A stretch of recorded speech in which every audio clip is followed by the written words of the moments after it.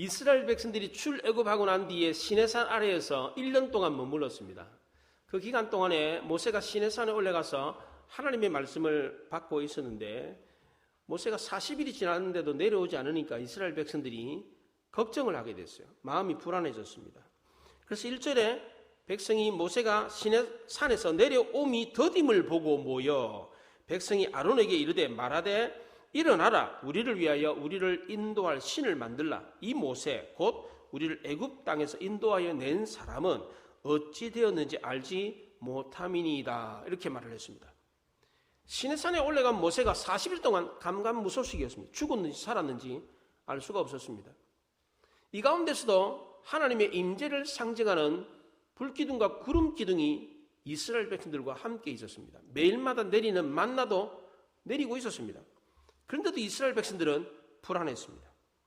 지금까지 자기네들을 인도했던 것이 하나님이 아니라 모세라고 생각했습니다. 그래서 1절 하반절에 모세를 우리를 애굽 땅에서 인도하여 낸 사람이다 이렇게 말을 했습니다. 사실 이스라엘 백성들을 이곳까지 인도한 분이 누굽니까? 하나님이었습니다. 근데 이스라엘 백성들은 모세가 자기네들을 인도했다라고 생각을 했습니다. 그런 모세가 죽었는지 살았는지 알 수가 없으니까 불안해졌습니다. 그래서 아론을 찾아가 가지고 우리를 인도할 신을 만들어 달라라고 요청을 했습니다. 이스라엘 백성들이 위협을 받은 아론은 어쩔 수 없이 우상을 만들어 주었습니다. 아론은 이스라엘 백성들이 요구한 것이 잘못됐다는 사실을 알았습니다. 우상을 만들면 안 된다는 걸 알았어요. 그런데도 이것을 바로잡을 용기가 없었습니다. 왜냐하면 그 당시 이스라엘 백성들 사이에서 우상을 숭배하는 것이 문화였기 때문입니다. 그 증거가 아론이 이스라엘 백성들에게 귀에 있는 금고리를 빼가지고 가져오라 이렇게 말을 했던 것입니다. 그 당시 이스라엘 백성들이 귀에 금고리를 차고 있었던 이 금고리는 그냥 귀고리가 아니고 우상이었습니다. 우상. 우리나라로 말하면 부적 같은 거예요. 부적. 요거 차고 있으면 이 신이 자기를 지켜준다 이렇게 생각을 했던 겁니다. 그런데 그건 내놔라고 했어요. 창세기 35장에 야곱의 딸 디나가 세겜성에 갔다가 성폭행을 당합니다. 이걸 알고 이 디나의 오빠 레위하고 시몬이 칼을 들고 가가지고 세겜 성민들을 모조리 죽여버립니다. 이 일이 있고 난 뒤에 야곱이 가족들에게 우상을 다 제거하고 베델로 올라가자라고 말했습니다. 그랬더니 가족들이 금 귀고리를 이 귀고리를 빼가지고 야곱에게 줬어요. 그러니까 우상 다 버리고 하나님의 집인 베델로 올라가자라고 했을 때 귀고리를 빼가지고 버리고 올라갔어요. 왜 그래요? 그게 우상이었기 때문입니다. 아론도 이스라엘 백성들에게 귀에 차고 있는 이 금 귀고리를 빼가지고 나한테 갖고 오라 이렇게 말했어요. 아론이 이렇게 말했던 것은 이스라엘 백성들이 그렇게 하지 않을 거라고 예상했기 때문입니다. 그런데 아론의 예상과는 완전히 다르게 이스라엘 백성들이 너나 하나 할 거 없이 모든 이스라엘 백성들이 금 귀고리를 빼가지고 아론한테 갖다 줬어요. 그것도 조금도 주저하지 않고 갖다 줬습니다. 3절에 빼다 가져가다라고 하는 동사가 와우 족속법으로 되어 있습니다. 히브리 문법의 와우 족속법은 그 즉시로 행했다는 겁니다. 이스라엘 백성들이 얼마나 다급했으면 얼마나 절실했으면 부족과 같이 생각하는 자기를 지켜주는 이 부족과 같은 것을 그냥 금방 벗어가지고 줬겠습니까?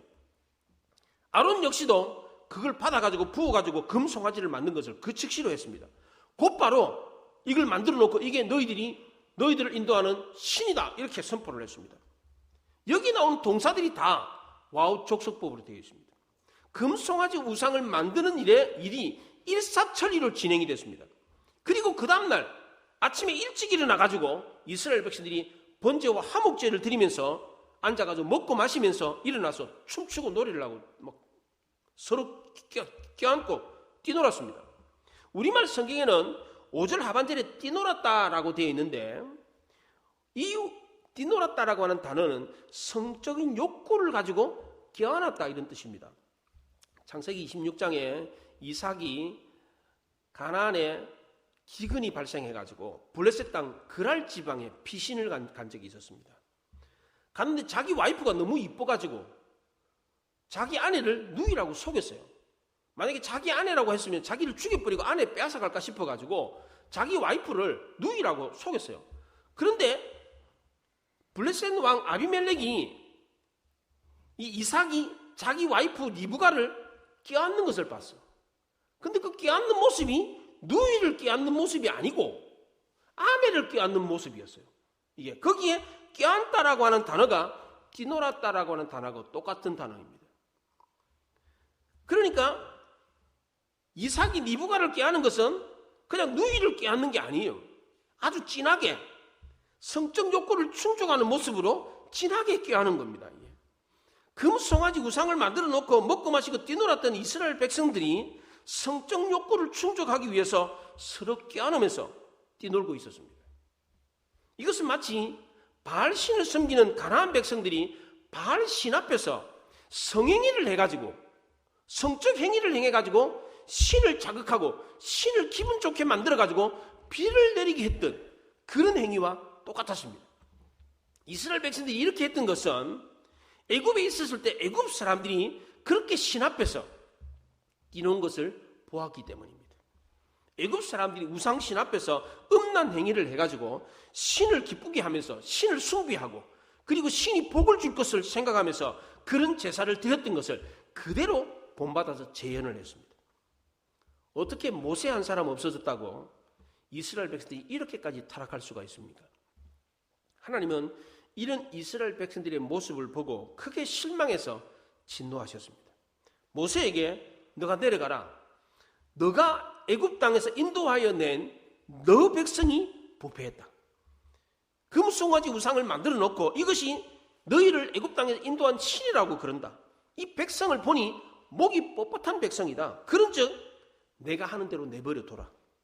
내가 그들에게 진노하여 그들을 다 진멸하고 너를 통해서 큰 나라를 만들겠다. 이렇게 말을 했습니다. 이스라엘 백성들이 금송아지 우상을 만든 이유가 무엇입니까? 1절 하반절에 보면 일어나라. 우리를 위하여 우리를 인도할 신을 만들라. 이 모세 곧 우리를 애굽 땅에서 인도하여 낸 사람은 어찌 되었는지 알지 못함이니라. 일어나라. 이제는 더 이상 눈에 안 보이는 하나님 섬기지 말고 주저앉아 있지 말고 일어나라. 이제는 더 이상 하나님만 믿고 따를 수가 없다 그랬습니다. 두 번째는 우리를 위해서 신을 만들라 그랬습니다. 애굽 사람들이 섬기는 신처럼 눈에 보이고 손으로 만질 수 있는 신을 만들어 달라 그랬습니다. 모세는 지금 어떻게 됐는지 죽었는지 살았는지 알 수가 없다. 그동안 믿고 따랐던 모세도 이제는 믿을 수가 없다. 이스라엘 백성들은 하나님도 모세도 부정해 버렸습니다. 이처럼 사람들은 자기네들에게 조금이라도 부족한 것이 있다 그러면 금방 돌아서 버립니다. 지금까지 베풀어줬던 하나님의 은혜도 새까맣게 다 잊어버렸습니다. 과거 애굽에서 10가지 재앙을 일으켜서 인도했던 신이 누구인지, 그들을 지금 이 시내산까지 인도한 지도자가 누구인지를 새까맣게 잊어버렸습니다. 왜 이스라엘 백성들이 하나님을 부인해버렸습니까? 지금까지 그들을 인도한 신이 누구인지 몰랐기 때문입니까? 그렇지 않습니다. 하나님은 출애굽기 20장에서 나는 너를 애굽 땅 종되었던 집에서 인도하여 낸 너희의 하나님 여호와이니라. 이렇게 하나님이 누구인지 알려줬습니다. 그런데도 이스라엘 백성들은 아론에게 일어나라 라고 하며 소리를 쳤습니다. 지금까지 우리는 알지 못하는 신을 섬겼다. 우리는 모세가 어떤 사람인지도 모르고 모세를 따라다니면서 자유와 즐거움을 누리지 못했다. 이제 더 이상 속지 않겠다. 빨리 일어나서 우리를 위해서 신을 만들어 달라. 이렇게 요청을 했습니다. 이렇게 생떼를 쓴 이유가 뭡니까? 자기네들을 위해서였습니다. 자기를 위해서 신앙생활하는 사람은 이처럼 고난이 왔을 때 쉽게 무너져 버립니다. 우리가 신앙생활하는 목적이 뭡니까? 왜 우리가 신을 섬깁니까? 신에게 영광을 올려드리기 위해서입니다. 근데 이스라엘 백성들은 그런 건 다 필요 없고 자기네들을 위해서 신을 만들어 달라고 그랬습니다. 이 신은 인격적인 신이 아니라 인간의 욕망을 채워주는 신이었습니다. 오늘날도 마찬가지입니다. 하나님이 우리 삶에 이런저런 도움을 주면 좋아라 합니다. 근데 신앙생활 하다가 조금이라도 손해를 보고 고난을 겪으면 금방 길을 닫아버리고 돌아서 버립니다. 예수 믿어봐야 신앙생활 해봐야 별거 없네. 그리고 돌아서 버립니다. 이것은 참된 신앙이 아닙니다. 이런 신앙을 가리켜 기복신앙, 구복신앙이라고 합니다. 하나님은 단순히 우리에게 복을 주는 신이 아닙니다. 하나님은 인격적인 분입니다. 우리가 잘못하면 징계도 하시고 잘하면 잘했다고 칭찬도 하시는 인격적인 분입니다. 그런데 우리는 하나님을 이런 인격적인 분으로 생각하지 않는 경향이 있습니다. 맹목적으로 하나님은 복만 주면 돼. 이런 생각으로 마치 도깨비 방망이처럼 생각하는 경향이 있습니다. 오로지 현실적인 욕구만 채워주면 그만이라는 식으로 하나님을 믿는 사람들이 있습니다. 이렇게 신앙생활하는 사람은 마지막까지 견딜 수가 없습니다. 왜냐하면 마지막 날이 가까울수록 고난이 오기 때문입니다. 이런 사람은 고난을 견디지 못하고 결국은 떠나가 버립니다. 쭉정이는 바람을 견디지 못하고 날아가 버립니다. 그러나 알곡은 바람이라고 하는 고난을 견디고 남아 있습니다. 이스라엘 백성들은 고작 40일을 견디지 못하고 무너지고 말았습니다. 이스라엘 백성들만이 아닙니다. 이스라엘 민족의 지도자였던 아론도 40일을 견디지 못하고 무너지고 말았습니다. 지도자도 예외가 아닙니다. 일반 백성들만 그렇게 나약한 것이 아닙니다. 지도자였던 아론도 연약하기 그지없는 나약한 인간이었습니다. 아론은 이스라엘 백성들이 모아준 그 금 귀고리를 가지고 금 송아지 우상을 만들었습니다. 그리고 4절에 이스라엘아 이는 너희를 애굽 땅에서 인도하여 낸 너희의 신이다 이렇게 선포를 했습니다. 이스라엘 백성들이 40일을 견디지 못하고 하나님을 배반했던 것은 그런대로 조금은 이해가 됩니다. 그런데 모세와 함께 기적의 최전선에서 하나님이 10가지 재앙을 일으키면서 그 기적을 일으키면서 이스라엘 백성들을 출애굽시켰던 그것을 모세와 함께 직접 목격했던 아론이 훗날 이스라엘 종교의 지도자가 되는 대제사장이 되는 아론이 그렇게 쉽게 무너졌다는 것은 이해하기가 참 어렵습니다. 이렇게 막중한 업무를 맡은 이 아론이 왜 이렇게 쉽게 무너지고 말았습니까? 아론은 모세가 시내산에 가 있는 동안에 모세를 대신해서 그 빈자리를 채워주지를 못했습니다. 한술 더 떠가지고 백성을 선동해가지고 금 송아지 우상을 만들고 말았습니다. 공동체 지도자가 무너지면 그 공동체에 치명적인 결과를 가져옵니다. 만약 다른 몇몇 사람들이 우상을 만들고 우상을 숭배하는 일을 했더라면 다른 사람들이 뜯어 말렸을 겁니다. 아, 그렇게 하면 안 된다고. 하나님께 그건 큰 범죄라고 말렸을 겁니다. 그런데 성경 어디에도 이것을 막으려고 하는 사람이 없었다는 겁니다. 물론 모세가 산에서 내려와가지고 레위 족속을 시켜가지고 금 송아지 우상 숭배한 사람들을 모조리 죽여버렸습니다. 그건 나중의 일입니다. 근데 이 우상 숭배를 할 때 이스라엘 백성들이 우상을 만들어 달라고 할 때는 아무도 막는 사람이 없었습니다. 왜 그렇습니까? 지도자인 아론이 그 일을 주도했기 때문입니다. 이처럼 지도자가 무너지면 그 공동체에는 아주 치명적인 결과를 가져옵니다. 아론이 이렇게 쉽게 무너지고 말았던 이유가 뭡니까? 첫째는 사탄의 음모가 개입되어 있었기 때문입니다. 사탄은 사람들을 타락의 길로 인도할 때에 혼자 끌고 가지 않습니다. 다른 사람을 끌어들입니다. 욕을 하거나 불평하거나 부정적인 말을 할 때, 그런 생각을 할 때에 다른 사람들한테 마구 전합니다. 그래서 동조하는 세력을 끌어들입니다. 이것이 바로 죄악된 인간의 본성입니다. 특히 명망 있는 지도자를 끌어들이면 더 큰 입을 얻는다고 생각합니다. 그래서 사기꾼들이 사기칠 때 주변에 유명한 사람들을 끌어들입니다. 연예인들, 정치인들하고 사진 찍은 거. 내가 이렇게 신뢰받는 사람이다. 대기업에, 이런 기업에 사장하고도 아는 사람이다. 이러면서 사기를 치는 경우가 많습니다. 이렇게 해야 믿음을 줄 수 있기 때문입니다. 이스라엘 백성들도 자신들의 행위가 정당하다는 것을 알리기 위해서 지도자였던 아론을 포섭하는 데 필수적이었습니다. 두 번째로 아론이 쉽게 무너질 수밖에 없었던 이유는 하나님께 인정받는 것보다 사람에게 인정받는 것을 더 원했기 때문입니다. 모세가 40일이 되도록 내려오지 않았을 때 이스라엘 백성들의 불안과 원망이 커져가고 있었습니다. 이때 이스라엘 백성들이 아론에게 찾아와가지고 모세가 없어졌으니까 이제 당신이 우리의 지도자다라고 하면서 아론을 부추겼습니다. 아론은 하나님의 요구보다는 사람의 요구에 더 귀를 기울였습니다. 그런데 모세는 어떻게 했습니까? 이스라엘 백성들이 광야에서 물이 없어가지고 막 원망하고 죽겠다고 하고 심지어 돌을 들어가지고 모세를 쳐 죽이려고 했을 때 모세는 어떻게 했습니까? 이렇게 할 바에 애굽으로 돌아가자라고 선동을 했을 때 모세가 어떻게 했습니까? 그래, 물 없는 사막에서 사는 것보다는 차라리 좀 고난을 당하지만 애굽에서 사는 게 낫겠다. 그러면서 이스라엘 백성이 요구를 들어주고 이스라엘 백성들을 끌고 다시 애굽으로 돌아갔습니까? 그렇지 않습니다. 백성들의 요구보다는 하나님의 요구에 귀를 더 기울였습니다. 근데 아론은 그렇지가 않았습니다. 하나님의 요구보다는 백성의 요구에 더 귀를 기울이고 그들이 원하는 대로 해주었습니다. 눈에 보이지 않는 하나님보다는 눈에 보이는 백성들의 인정과 인기를 더 좋아했습니다. 예수님을 유대 백성들에게 넘겨주면서 십자가에 못 박아라고 했던 총독 빌라도도 마찬가지였습니다.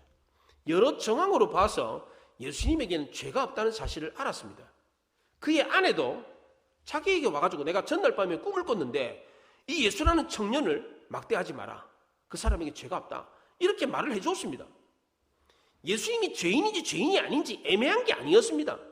분명하게 알고 있었습니다. 그런데도 빌라도는 예수님을 십자가에 못 박으라고 유대인들에게 내어주고 말았습니다. 왜 그렇게 했습니까? 눈에 보이지 않는 하나님보다는 눈에 보이는 사람들의 인기와 인정을 더 받고 싶었기 때문입니다. 우리나라 정치 지도자들도 마찬가지입니다. 남미의 베네수엘라라고 하는 나라가 최근에 나라가 부도가 나가지고 쫄딱 망했습니다. 베네수엘라는 전 세계에서 석유가 가장 많이 나는 나라입니다. 중동이 아닙니다. 베네수엘라가 석유가 제일 많이 나는 나라입니다. 그런데도 나라가 망했어요. 우리보다 훨씬 가난한 나라가 되어버렸습니다. 아르헨티나도 마찬가지고 멕시코도 그렇고 콜롬비아도 그렇습니다. 우리나라보다 땅덩어리가 훨씬 큽니다. 자원도 많습니다. 그런데도 우리나라보다 훨씬 못 삽니다. 왜 그렇습니까? 정치인들이 국민들이 인기에 연합해서 정치를 하기 때문입니다. 정치인들이 국민의 인기를 쉽게 받는 방법이 뭡니까? 복지입니다. 그것도 공공복지가 아니고 개별복지입니다. 돈을 개인에게 마구 퍼주는 겁니다. 남미의 베네수엘라가 그래서 망했습니다. 공공복지를 하면 개인에게 돈이 돌아가지 않기 때문에 국민들은 자기가 도움을 받았다고 생각하지 않습니다. 그래서 오늘날 우리나라 정치인들은 주로 복지를 해도 개별복지를 합니다. 개인에게 직접 돈을 주어야지 도움을 받았다 이렇게 생각을 합니다. 이것은 밑 빠진 독에 물 붓기와 같은 겁니다. 사실 개별복지는 개인에게 돈을 주는 것은 장기적으로 볼 때 국민들에게 별로 도움이 안 됩니다. 오히려 국민들의 근로의식을 떨어뜨리고 국민들을 더 가난하게 더 게으르게 만드는 겁니다. 이번에 야당 지도자가 전 국민들에게 25만 원씩 나눠주자 이렇게 요청을 했습니다. 지금 대한민국은 3고로 고통을 안고 있어요. 고물가, 고환율, 고금리. 근데 지금 고물가인데 물가가 지금 안 떨어져가지고 은행 이자가 지금 엄청나게 높아가지고 지금 힘든데 이 상황에서 전 국민들에게 25만 원씩 나눠주면 이 물가가 또 오르는 거예요. 이게 경제를 잡을 수가 없어요. 당장 25만 원 받으면 국민들이 당장은 좋아할 것 같지요. 그런데 정작 가난한 사람들에게 돌아갈 돈이 그냥 필요 없는 사람들에게도 가기 때문에 가난한 사람들을 더 도울 수 없게 되는 겁니다. 그런데 국민들이 이걸 몰라요. 자기가 당장 25만 원 받으니까 박수치고 좋아하는 거예요, 이게. 그래서 베네수엘라가 망한 거예요, 이게. 민의를 반영해야 된다라고 하는 명목하에 인기에 연연해가지고 정책을 입안하는 사람들은 나라를 망하게 하는 것입니다. 지금 우리나라는 국민이 알아주는 지도자가 아니라 역사가 알아주는 지도자가 필요합니다. 교회 지도자들도 마찬가지입니다. 성도들이 요구에 너무 민감해가지고 성도들이 좋아하는 말만 하는 지도자가 있습니다. 성도들이 듣기 좋아하는 설교만 하는 지도자가 있습니다. 이런 지도자는 올바른 지도자가 아닙니다. 범죄하지 않는 지도자, 범죄하지 않는 성도를 만들려면 어떻게 해야 됩니까? 마태복음 10장에 몸은 죽여도 영혼은 능히 죽이지 못하는 자들을 두려워하지 말고 오직 몸과 영혼을 능히 지옥에 멸하시는 자를 두려워하라 그랬습니다. 자녀들이 범죄하지 않게 하려면 하나님 무서운 것을 가르쳐야 됩니다. 하나님이 지켜보고 있다. 이것을 아는 자녀들은 쉽게 범죄하지 않습니다. 공의로운 하나님, 범죄하면 반드시 벌을 주시는 하나님을 가르쳐야 됩니다. 이걸 아는 자녀들은 하나님이 다 지켜보고 있는데 무서워서 어떻게 범죄를 저지르겠습니까? 40일이 지나는 동안 이스라엘 백성들에게는 더 이상 하나님이라는 존재가 없어져 버렸습니다. 민족의 지도자였던 아론에게도 하나님은 더 이상 존재하지 않는 분으로 여겨졌습니다. 이렇게 됐을 때 결국 어떻게 됐습니까? 크나큰 죄를 범하고 말았습니다. 이스라엘 백성들은 아론을 앞세워가지고 자기네들이 원하는 대로 우상을 만들었습니다. 번제와 화목제를 드리고 먹고 마시면서 성적 유의를 즐기면서 뛰놀았습니다. 축제의 분위기였습니다. 그런데 이 축제는 하나님을 위한 축제가 아니라 자기네들의 성적 만족을 위한 축제였습니다. 이 모습을 보고 하나님이 불같이 진노하셨습니다. 하나님은 모세에게 이스라엘 백성들을 내 백성이다라고 말하지 않고 네 백성이다 이렇게 말을 했어요. 9절에서는 마치 사물을 대하듯이 이 백성 이렇게 말했어요. 지시대명사를 써가지고 이 백성이라고 했어요. 하나님이 왜 이렇게 하셨습니까? 더 이상 보기도 싫고 듣기도 싫다는 거예요.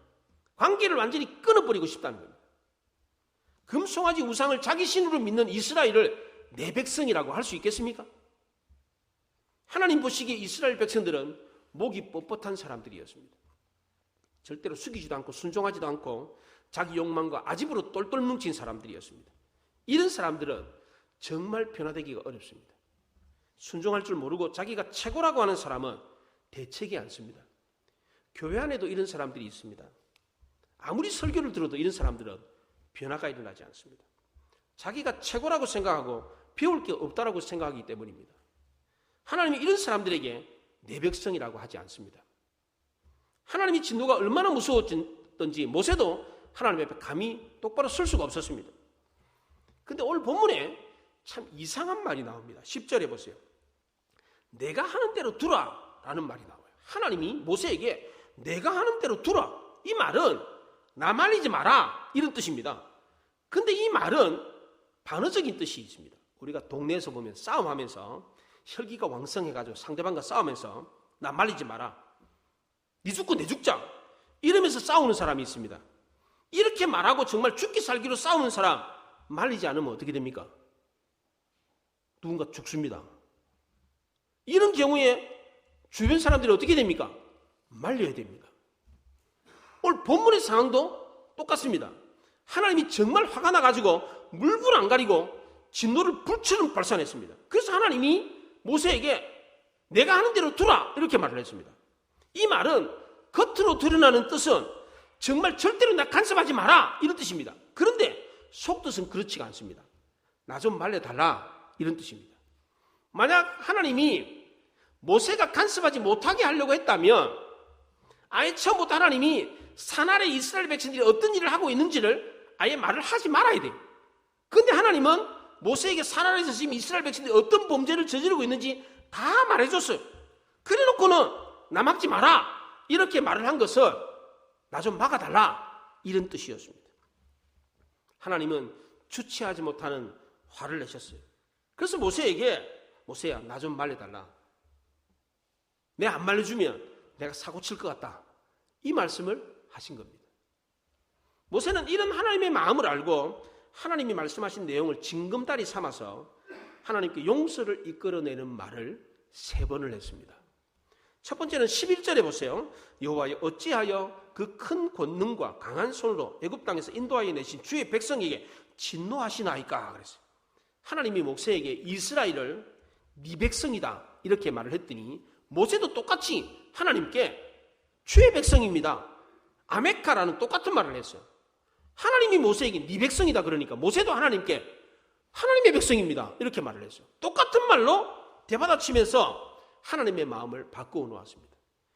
왜 모세가 이 말을 했습니까? 만약 이스라엘 백성들이 하나님의 백성이 아니라면 하나님의 진노를 다 받아가지고 망할 수밖에 없었기 때문입니다. 그래서 내 백성이라고 하는 이 말은 이스라엘 백성들의 운명을 가르는 중요한 말이었습니다.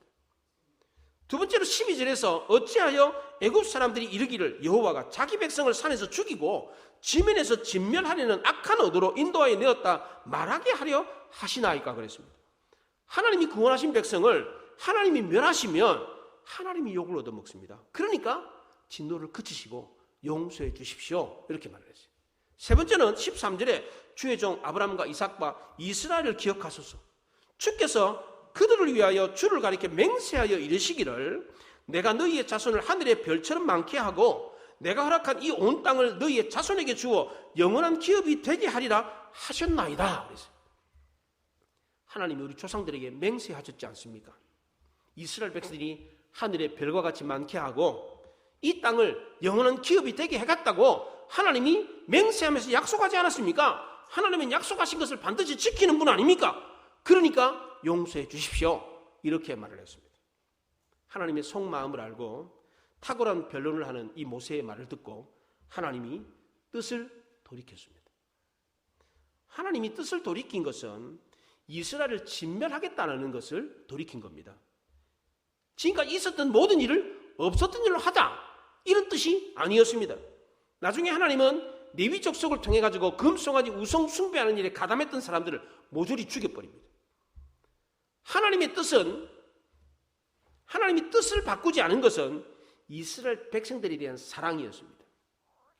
모세는 이것을 알고 금송아지 우상 사건을 성경에 기록할 때에 아주 특이한 구조로 성경에 기록을 했습니다.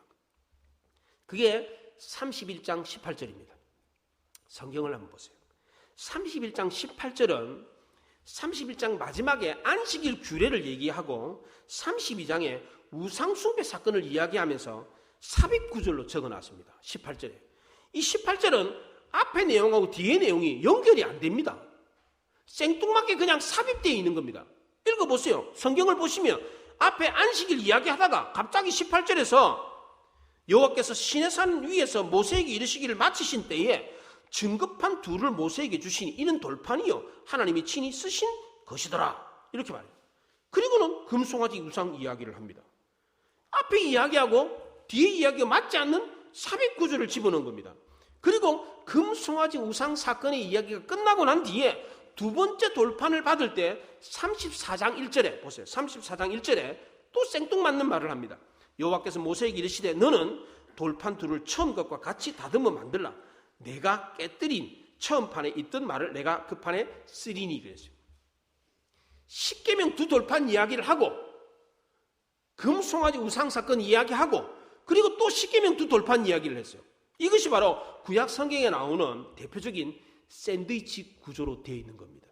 샌드위치 구조, 양쪽에 빵이 있고 안에 잼이 있잖아요. 이렇게 구성이 되어 있는 거예요. 이게 히브리 사람들이 성경을 쓰는, 글을 쓰는 아주 특이한 방법입니다.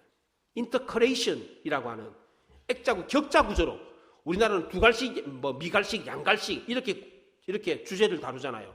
근데 이스라엘 백성들은 그게 아니에요. 이렇게 샌드위치 기법으로 이렇게 글을 쓰는 아주 특이한 방법이 있어요.